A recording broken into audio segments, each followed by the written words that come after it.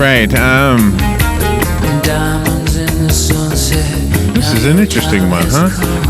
Kiran Krishnan is on the phone. I hope I'm saying Kiran's name correctly. Kiran is a research microbiologist, a lecturer on the human microbiome at medical and nutrition conferences and summits worldwide. He conducts the Microbiome Series webinar, currently involved in 3 novel human clinical trials on probiotics and the human microbiome. We've heard about probiotics, and in fact, I had some in my desk drawer.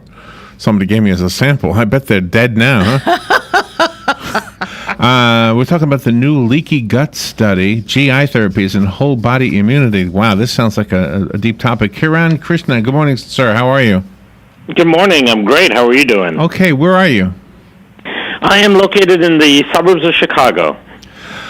Well, thank you for being on the air with us today. The one thing I don't know much, first of all, about probiotics, but what I gathered from some interviews we've done with people who talked about them is that we have bacteria in our body that is good, correct? That's what this is?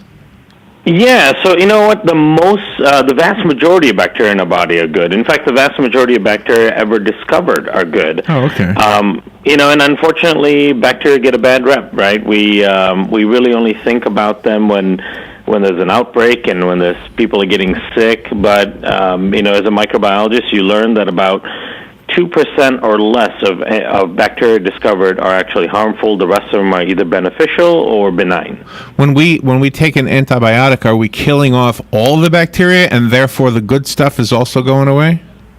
Yeah, pretty much. I mean, a couple of published studies. A recent one showed that a single course of amoxicillin, which is probably about a 7-day course, it takes your flora, the good bacteria within your gut, about 2 years to recover from it. 2 years? Holy mackerel! Yeah, it's like an atom bomb to your flora. Oh my gosh. Okay, but I've had circumstances where I thanked God there was such thing as an antibiotic because for example, I had an infection in my teeth. And oh my gosh, it made all the difference in the world. Is there a different way to handle that problem instead of using antibiotics? No, and antibiotics are absolutely critical. They save lives, no doubt about that. The only problem with antibiotics is their overuse. The CDC itself, so the Centers for Disease Control, estimates that about 50% of antibiotic prescriptions are unnecessary and written for things like viral infections that don't really help. And in working with a lot of doctors, for example, at urgent care centers, I know that doctors feel pressure to give prescriptions for antibiotics from the patients because the patients are in there, they're feeling ill. Typically, it's a viral thing, but they want to leave with something. They want to get back to work, they want to get back to their life, and they want to leave with a prescription for something, and the doctors are actually pressured to write these prescriptions. And so people have to take some ownership on it as well. Yeah, about 50% of them are unnecessary.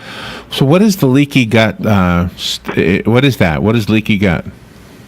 So leaky gut is, very similar to what it sounds like. The intestinal lining is really the separation from the outside world to the inside part of the body. We think of our skin as the barrier that we have to protect us from the outside world, but in fact, so many things in the environment enter our body through our oral cavity. And so food and toxins associated with food and the environment and chemicals, all that is going into the digestive tract. And the digestive tract has a protective layer called the intestinal epithelial layer. It's 1 cell thick, just 1 cell thick, and it separates all of the stuff that's in your gut from your bloodstream. And that one cell thick layer, it makes all of the difference in your wellness, in your risk for disease, and how healthy you're going to be. When your gut is not healthy, the microbiome, the flora in your gut's not healthy, that becomes leaky. It actually has little minute holes in it where toxins from your daily digestion of food leak into your blood. How do the holes get in there? So typically it's because of a dysfunction in the microbiome itself. So you've got a bunch of good bacteria, about 100 trillion of them that live in your gut, and compare that, incidentally, to about 10 trillion cells that make up the entire human body. So we've got 10 times more bacteria cells in our body than we have human cells. And these microbes are supposed to protect you from all of the toxicity that comes along with digesting food. And if you don't have a healthy flora, they can't protect you. All of the toxicity from digesting food causes inflammation. Okay. That inflammation opens up the cell spaces in the barrier, and stuff starts to leak in. So it really comes down to not having a healthy flora. Okay, I have a kind of an awkward question to ask you, but I'm going to ask two in one. Hopefully this is okay. The one question is, where in our digestive system do these microbes live? So just let me ask a second question. The second question is based on the first one, so that's why I'm asking two at a time. Sometimes people will offer these cleansing rituals, I guess, where they basically put water up you, and that's what makes this an awkward question. And then flushes you out, cleans you out. Is that doing more harm than good, that kind of thing?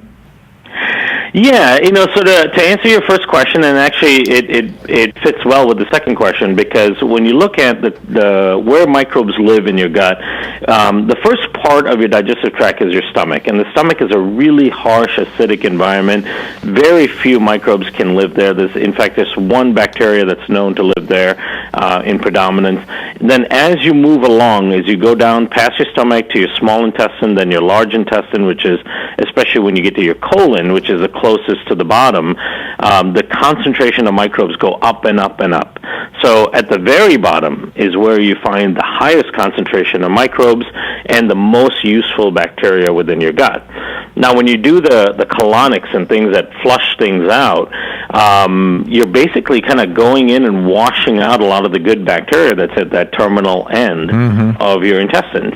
So some people swear by it. I can't say there's a lot of good science behind it, but in my view as a microbiologist and understanding the flora, to me, it's probably not helping that much, and it could possibly do harm. That's my gut feeling on that one. Yeah, I know. I thought the same thing. Yeah, I don't know. And you're also doing work. You're also doing studies for children on the autism spectrum. We are, yeah. It's becoming more and more clear that gut health has something very powerful to do with the onset of ASD symptoms, and ASD is autism spectrum disorders, and also the severity of symptoms. So about 90 or 95, up to 95% of kids on the spectrum have severe digestive issues. And as it turns out, that's no coincidence. And in fact, a lot of times the digestive issues precedes the onset of the symptoms itself.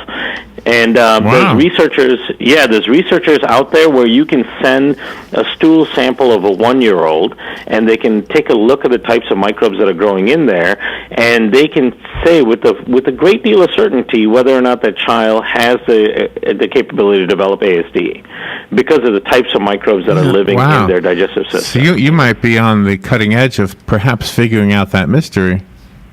Absolutely, yeah, and all of that kind of goes towards leaky gut as well. So that ASD component is really important. Figuring out the digestive side of it, the gut microbiome side, is absolutely important to really understanding and treating the disease. Now, when you go to leaky gut, a lot of those kids also have leaky gut. It kind of goes hand in hand. Wow. Now, the other people that suffer from leaky gut, it's now been shown to be the number one cause of heart disease.